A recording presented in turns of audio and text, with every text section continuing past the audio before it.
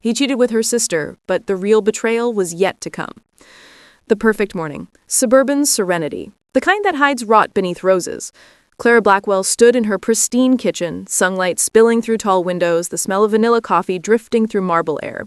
She hummed softly as she arranged fresh lilies in a vase. Ethan's favorite. He liked things beautiful, controlled, flawless. So she became all three. The doorbell rang. Her sister Lydia breezed in, wearing designer heels and a grin too sharp to be sisterly. "Morning, Clara," she said, kissing her cheek. "You look radiant." "Trying." "Ethan's got that charity dinner tonight. I'm just making sure everything's perfect." Lydia's eyes flickered. Guilt or envy, it was hard to tell. She poured herself coffee without asking. "Of course, everything always is with you." They chatted, small talk laced with invisible tension.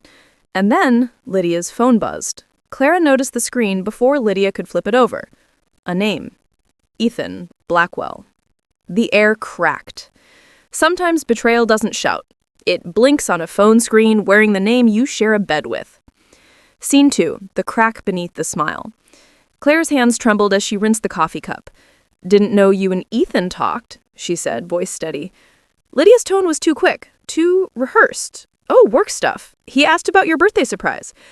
But Clara wasn't a fool. A wife who knows her husband's habits can smell lies faster than perfume. She smiled sweetly, masking her storm. "Well, tell him I said thank you next time he calls." The rest of the morning was silence wrapped in pretense. By the time Lydia left, her heart had already started to harden, piece by piece, under the weight of clarity. That night, when Ethan came home, she played her role perfectly. Dinner, wine, laughter. He looked at her with the same practiced affection, and she smiled back, the kind of smile that plans its revenge quietly. He thought her silence was forgiveness. It was actually the sound of calculation. The discovery. Midnight. Clara couldn't sleep. Ethan's phone lay charging by the nightstand. She hesitated, only for a second. A swipe, a passcode she'd known for years. And then, messages. Lydia. Words that didn't belong to family. "Miss you already." Last night was dangerous and perfect. Her breath froze. Her world split in two. She put the phone down, walked to the window. Outside, the neighborhood was still, the illusion of peace laughing at her pain. And then she laughed, too. A sound sharp and hollow. Because sometimes when your world collapses, you realize the ruins look better than the cage. He thought she'd break, but she just learned how much stronger she was without pretending. The funeral invitation. 2 days later, an unexpected letter arrived. The envelope was heavy, cream-colored, embossed with gold. It was from Arthur Blackwell, Ethan's father, a powerful man, distant, cold, rich enough to make apologies sound like gifts. Arthur had died. The family will was to be read in person, at the Blackwell estate. Ethan tried to play calm. "It's just a formality," he said, buttoning his cufflinks. But Clara could see the tension in his jaw. Greed wrapped in grief. Lydia texted her that night. "I'll see you at the reading. Let's stay civil." Civil. Clara almost smiled. They had no idea how uncivil fate was about to become. Minihook 4. She was walking into the lion's den, but this time she was the one with the match. The drive to the estate. The Blackwell mansion stood like a cathedral of arrogance, tall, cold, dripping in legacy, the kind of house built to outlive love. Inside, portraits of ancestors watched her like judges. Ethan walked beside her, hand on her back, the same hand that had betrayed her. The family lawyer cleared his throat. "Shall we begin?" Everyone sat, the air thick with inheritance, secrets, and anticipation. Arthur's voice echoed through the speaker, a pre-recorded video well. "To my son Ethan, I leave the share company stock, pending moral review of your conduct. To my daughter-in-law, Clara," the room froze. "I leave full ownership of Blackwell Manor and the controlling stake in Blackwell Holdings, for reasons she alone will understand." Ethan's face drained. Lydia gasped. Clara, she didn't flinch. She simply crossed her legs, smiled faintly, and whispered, "Thank you, Arthur." He betrayed her with blood, but the will just rewrote the hierarchy of sin. She didn't confront them. She studied them. The breakfast table. The morning after the will reading, the Blackwell mansion was filled with tension masquerading as civility. Clara sat at the long mahogany table, sunlight glinting off silverware polished enough to reflect deceit. Ethan entered in silence. His tie was perfect, but his hands trembled as he poured coffee. "Quite the surprise yesterday," he muttered, trying for a laugh that didn't land. Clara looked up from her plate. Her tone was soft, but sharp enough to draw blood. "Yes, your father always did appreciate integrity." He froze. Their eyes met. His full of questions, hers full of quiet answers he wasn't ready to hear. Lydia arrived a moment later wearing designer black. Fake mourning, expensive guilt. "Morning," she said, her voice too cheerful. "Still processing yesterday?" Clara smiled politely. "No need. I always trusted Arthur's judgment." Then she raised her glass. "To family, the kind that never fails to surprise." Ethan's jaw tightened. Lydia's smile faltered. The toast wasn't to them, it was a warning dressed as grace. They expected her to explode, but she'd mastered the art of imploding beautifully. The dinner that changed everything. A week later, Clara hosted a dinner. It was her first act of power, invisible, strategic, and unnervingly elegant. Ethan's colleagues, investors, and Lydia were all invited. The house gleamed. Every candle, every dish was perfection. Ethan whispered before the guests arrived, "Don't make this awkward, Clara. They don't need to know about the will." She turned, adjusting his tie with delicate precision. "Oh, don't worry," she said sweetly. "They'll figure it out eventually." At dinner, she was radiant, a flawless hostess. She laughed at Ethan's jokes, complimented Lydia's dress, clinked glasses with their guests. But beneath the table, her phone buzzed, a message from her lawyer. "The transfer of holdings is complete. You are now the primary shareholder of Blackwell Industries." Clara smiled faintly and passed Ethan the salt. They thought she was pretending to be fine, but she was rehearsing their downfall. The lawyer's secret. The next afternoon, Clara met Mr. Grayson, her late father's attorney, in an old brick office downtown. The walls smelled of dust and legacy. He looked at her gravely. "Mrs. Blackwell, your father's estate, it was never fully transferred." Clara frowned. "What do you mean?" He slid a folder across the desk. "Your father had assets in multiple trusts. One of them, a controlling interest in Haven Group, was registered under your maiden name, Clara Bennett. It's due for transfer next month." Her heartbeat steadied. "So I own it now?" "Not yet," Grayson said, "but once it's read, you will. And let's just say Haven Group holds the patents that Blackwell Industries relies on." The revelation hit like quiet thunder. Arthur had given her power, but her father had given her the weapon. She didn't need revenge. She was inheriting inevitability. The masks slip. Back home, Ethan was unraveling. He'd been calling board members, trying to fix what his father had done. When Clara walked in, he spun around. "You went behind my back. You manipulated him." She raised a brow. "I wasn't in the room when your father signed his will, Ethan. You were." Silence. He knew it was true. Lydia entered then, trying to mediate. "Let's not do this." Clara cut her off. "Funny, Lydia. You didn't say that when you were in my husband's bed." The room froze. Ethan went pale, Lydia's lip quivered, and Clara, calm, composed, deadly, stepped closer. "Relax," she said softly. "I'm not here to expose you. I'm here to outlast you." She walked out, leaving silence that smelled like fear. She didn't raise her voice. She raised the standard of revenge. The quiet construction. Weeks passed. To the world, Clara appeared unchanged, graceful, polite, unbothered. But behind closed doors, she was building something.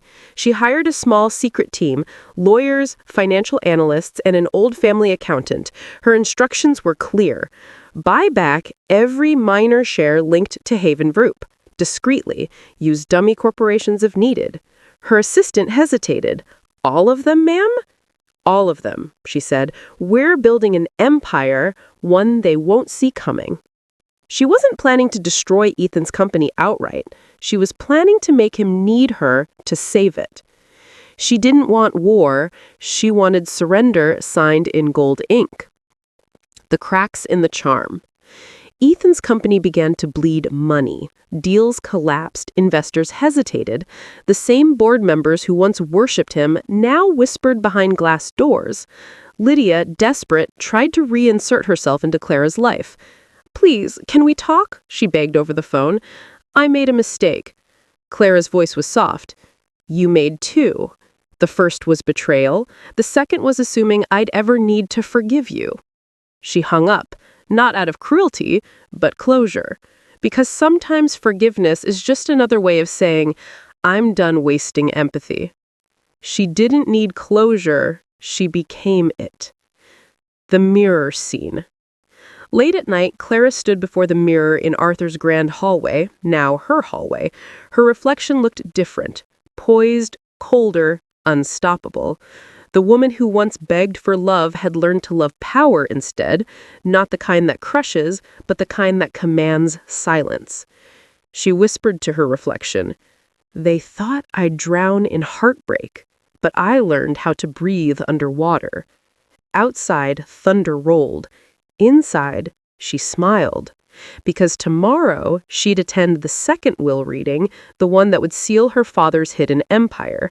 And this time, she wouldn't just inherit, she'd own every consequence. They thought she was a widow of wealth, but she was about to become the architect of empire. The room expected sympathy. The will delivered justice. The gathering. The morning air was unnervingly calm, the kind of quiet that comes before storms. Clara arrived at the law office in a tailored black suit, her hair tied in a low chignon, pearls glinting like promises she no longer needed to make. Ethan and Lena were already there. They sat side by side, like a bad painting of loyalty. His hand rested over hers, both wearing expressions rehearsed for pity. The lawyer, Mr. Reynolds, entered. An older man with silver hair and a voice that could silence arguments. "Mrs. Blackwell," he said respectfully, "we appreciate your presence. Today's reading concerns the private addendum to your late father's estate." Clara noted once. Ethan smirked. "Still chasing ghosts, Clara?" She didn't look at him. "I prefer to call it closure." The addendum. Mr. Reynolds opened the sealed envelope. The room's air thickened. He began reading. "To my daughter, Clara Monroe Blackwell, you were always the only one who saw beyond legacy. To you, I leave Monroe Industries, the adjoining real estate trust, and the exclusive rights to the Blackwell Development Project, effective immediately." A pause. "However, in the event that any beneficiary of this estate has engaged in conduct unbecoming, deceit, infidelity, or moral breach, they shall be removed from all benefits and shares without contest." Lena's face paled, Ethan stiffened. "This clause applies to any spouse or family member found complicit, and I trust my daughter knows what that means." Mr. Reynolds closed the file gently as though laying flowers on a grave. They came for her money and walked into their own financial funeral. The collapse. Ethan slammed his hand on the table. "This is insane! He can't just strip me out of—" Clara interrupted, voice cool and sharp as a blade. "He can, and he did." Lena tried to speak, but Clara's gaze cut her short. "You both built a life on lies. Now you can build a future without my father's money." Ethan leaned forward desperately. "You can't do this, Clara. You don't even know what to do with an empire." She tilted her head slightly. "Funny, that's exactly what you said about love." He once said she couldn't run a marriage. Now she ran the dynasty. The aftermath. As Ethan stormed out, reporters swarmed the front steps. He kept his head down. Clara, however, didn't hide. She stood tall under the flashing cameras. A journalist shouted, "Mrs. Blackwell, any comments on inheriting the Monroe fortune?" She smiled slightly. "Just one. Sometimes silence speaks wealth louder than scandal." Behind her, Lena tried to cover her face with a scarf. The world had already chosen its villain, and it wasn't Clara. The quiet before vengeance. Later that evening, Clara returned to the Blackwell estate. She poured herself a glass of wine, the ruby liquid glinting like a memory of spilled love. Arthur's portrait watched her from above the fireplace. She raised the glass toward him. "You were right, Father. Legacy doesn't belong to the loudest. It belongs to the last one standing." Her phone buzzed, a message from an unknown number. "They won't go quietly." She smiled. "Neither will I." They thought losing money would break her, but she was just getting started. The media storm. Within 48 hours, every headline in town read, "Blackwell heiress gains full control, husband and mistress exposed." Ethan tried to control the damage. He called the PR firm, the bank, his lawyer, anyone. But Clara had moved faster.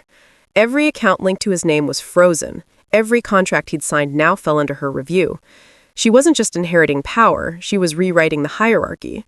Lena broke first. She showed up at Clara's office, tears streaking her designer makeup. "Please, I never meant to hurt you. I loved him. I thought—" She cut her off with calm cruelty.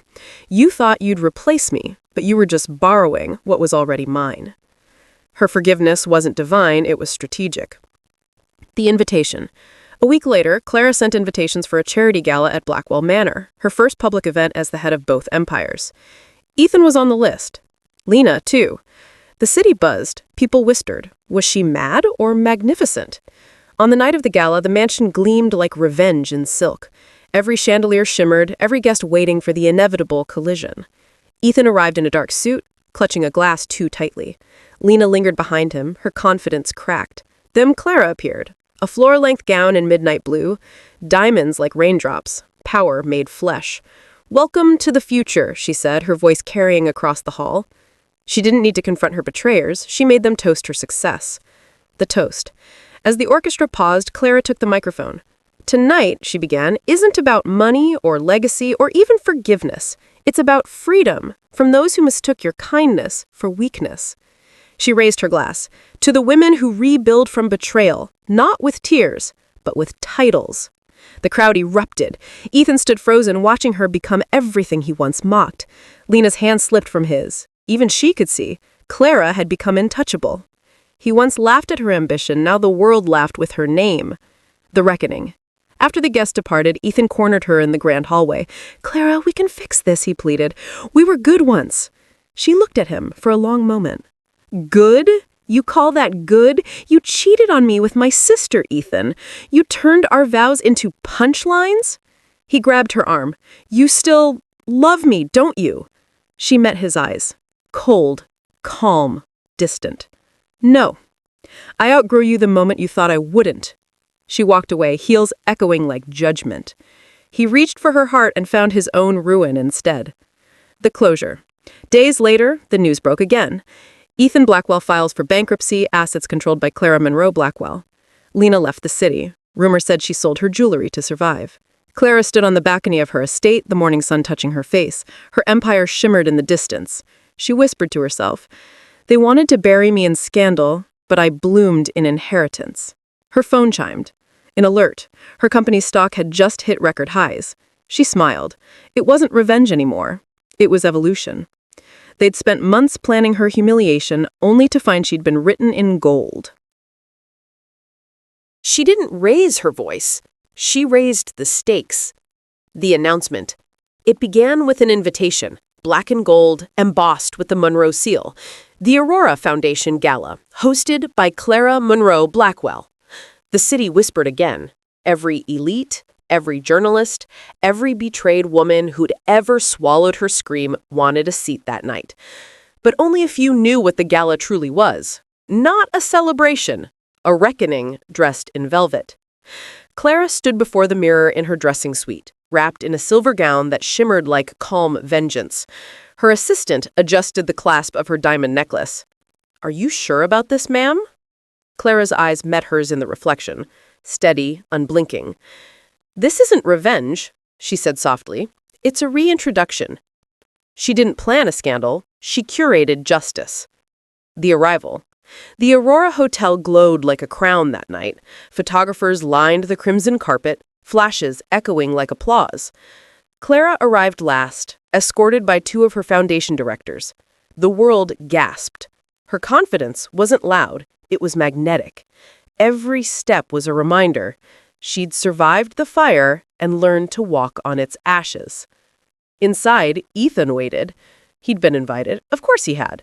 He thought it was a peace gesture, perhaps even an olive branch. But when he saw her glide through the crowd, he understood this wasn't peace. It was the calm that follows a victory no one can undo. He thought she was forgiving. She was finalizing. The presentation. The orchestra faded as Clara stepped onto the stage.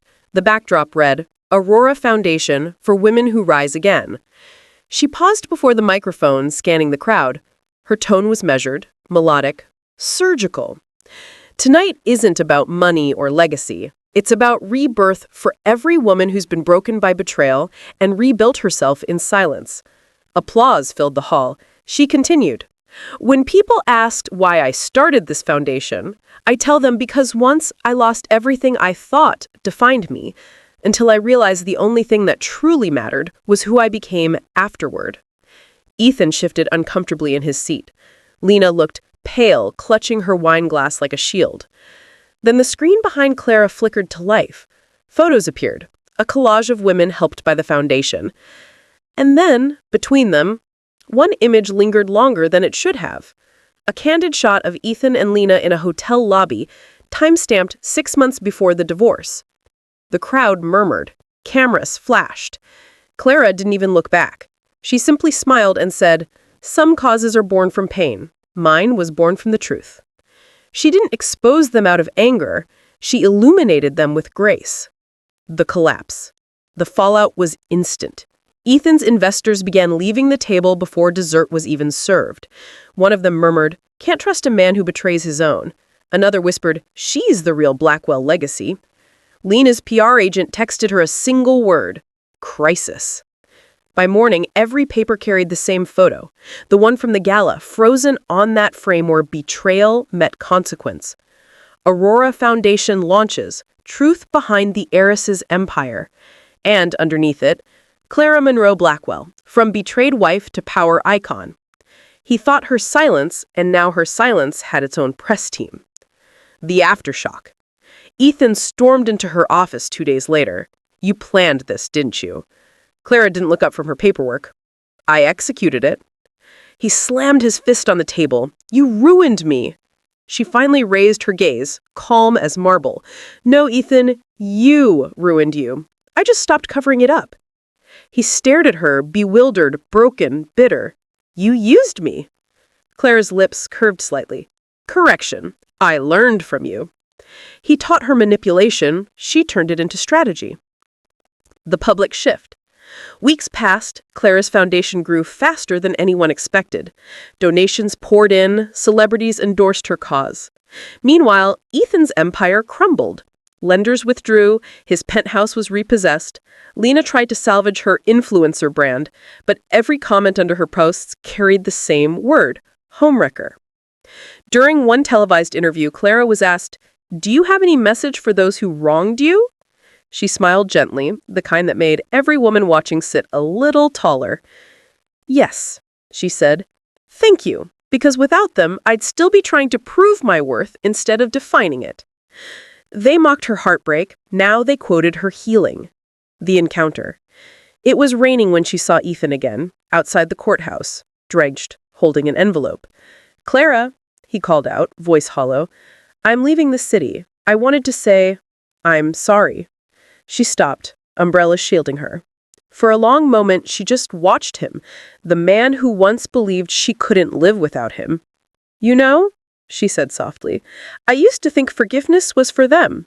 Turns out, it's for us, so we can walk away lighter." He nodded, defeated.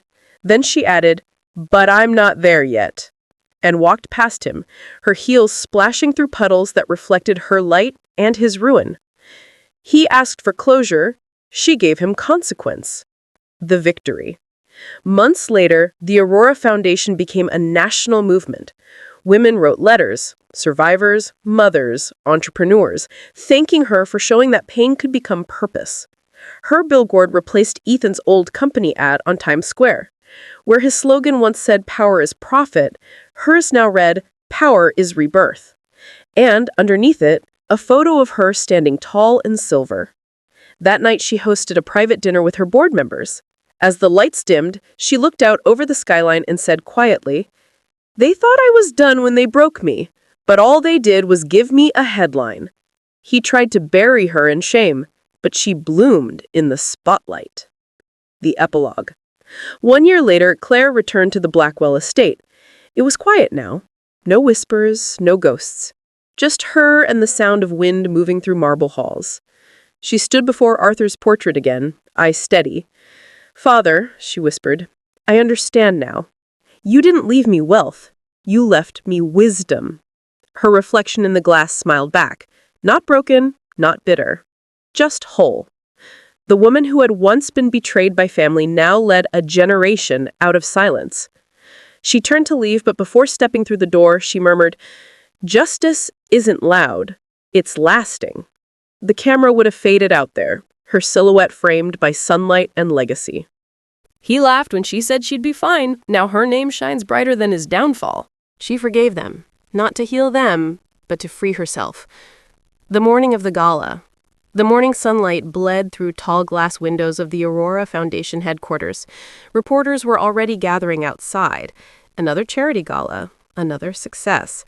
Except this time, it wasn't just about celebration. It was about closure.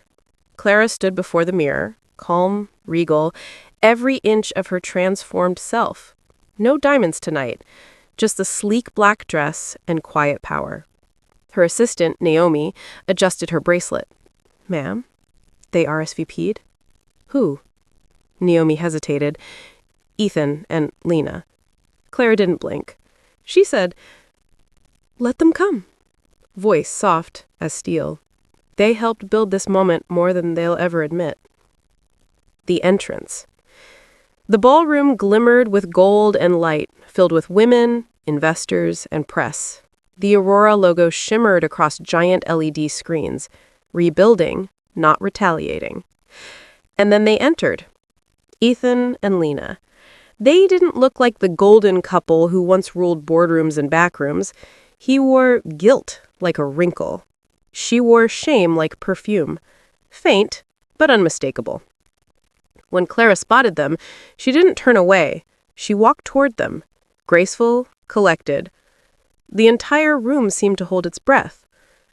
"Clara," Ethan said awkwardly, his voice brittle, "thank you for allowing us here." She smiled faintly. "This event's for everyone rebuilding, Ethan, even those who burn their own bridges." He expected hostility. She offered composure sharp enough to cut. The private corner.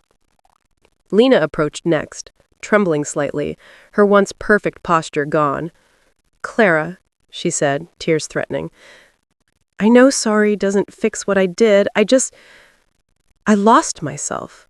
Clara studied her for a long moment. Once those eyes belonged to her sister, her confidant, her mirror. Now they were windows to regret. "You didn't lose yourself," Clara said quietly. "You traded yourself for validation that was never real." Lena sobbed. "Please just say you hate me. It's easier that way." Her reply was a whisper, soft but devastating. "No, Lena. Hate keeps me connected to you, and I'm done being tied to pain." She turned and walked away, leaving Lena trembling in her own silence. They expected fury. She came armed with forgiveness that burned cleaner than revenge. The stage. As the orchestra hushed, Clara stepped onto the stage den.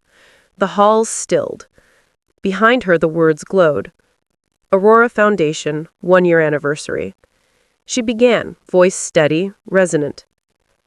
"Tonight isn't about what was taken from us. It's about what we built from it. Forgiveness isn't weakness. It's wisdom. Because power isn't in controlling others. It's in mastering ourselves." Cameras flashed. Ethan stared at her, hollow, realizing he'd never known this woman. Not really. He'd seen her as fragile porcelain, but she'd become marble. Beautiful. Untouchable. Eternal. He once defined her by fragility. Now the world defined her by fortitude. The gift. After the event, as the crowd thinned, a courier approached Clara with a small envelope. "Delivery, ma'am. No sender name." She opened it. A letter sealed with a familiar wax crest. Arthur Blackwell's signature. Her father. The paper trembled in her hand as she read. "My dearest Clara, I knew what they'd done before you did. I knew their betrayal, and I let them believe they'd won, because I wanted you to rise without needing them. The world will tell you I left you wealth, but I left you something rarer, freedom. When they hurt you, they created the woman you were meant to become. Never hate them for that. Just outlive them gracefully. Tears shimmered, but she didn't let them fall. She pressed the letter to her heart, not as sorrow, but as strength. Her father didn't save her. He built the storm that would shape her. The confrontation. Later that night, she found Ethan waiting by the exit. He looked older, not in age, but in defeat. "Clara," he said, voice breaking, "I just wanted you to know, I regret it all. Every lie, every choice." She nodded slowly. "I believe you." He blinked, surprised. You do?" "Yes. But believing you doesn't mean I owe you peace." He tried to smile, but it collapsed halfway. "You're different now." "No," she said softly. "I'm finally me."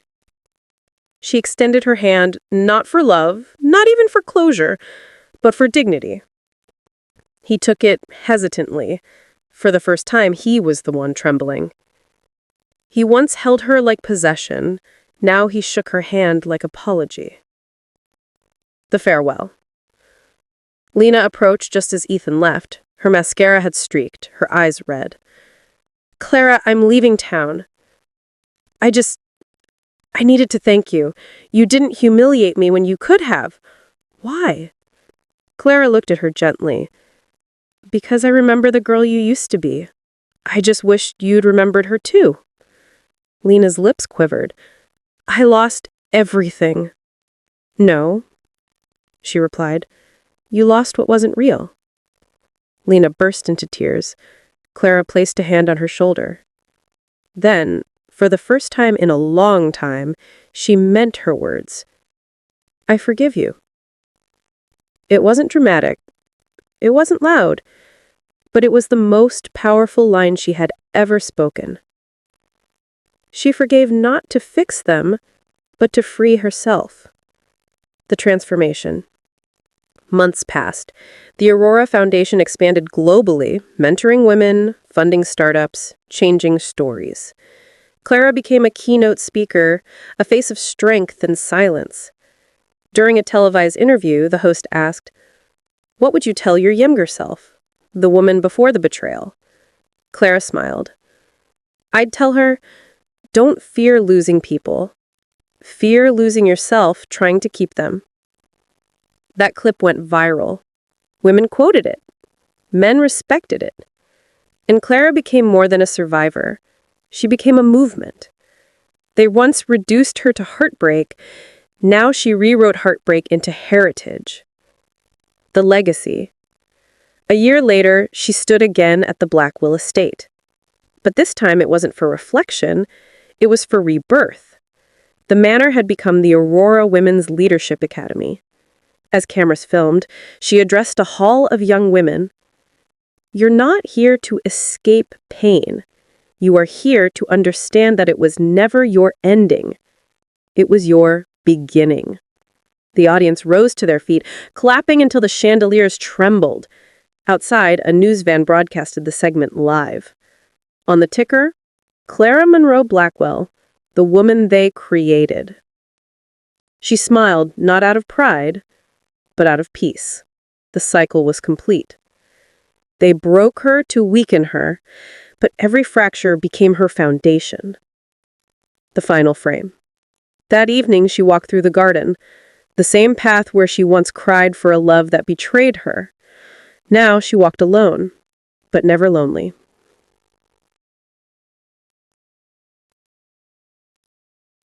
Fireflies flickered around her like tiny guardians. She paused beneath the oak tree, closed her eyes, and whispered, "Forgiveness isn't surrender, it's sovereignty." Then a slow smile curved her lips. Somewhere in the distance, the city lights glimmered. Her city now. Her empire. Her story. The camera would fade out on her walking forward, into light, into legacy. They took her heart. She took their future. The rise. The woman they created.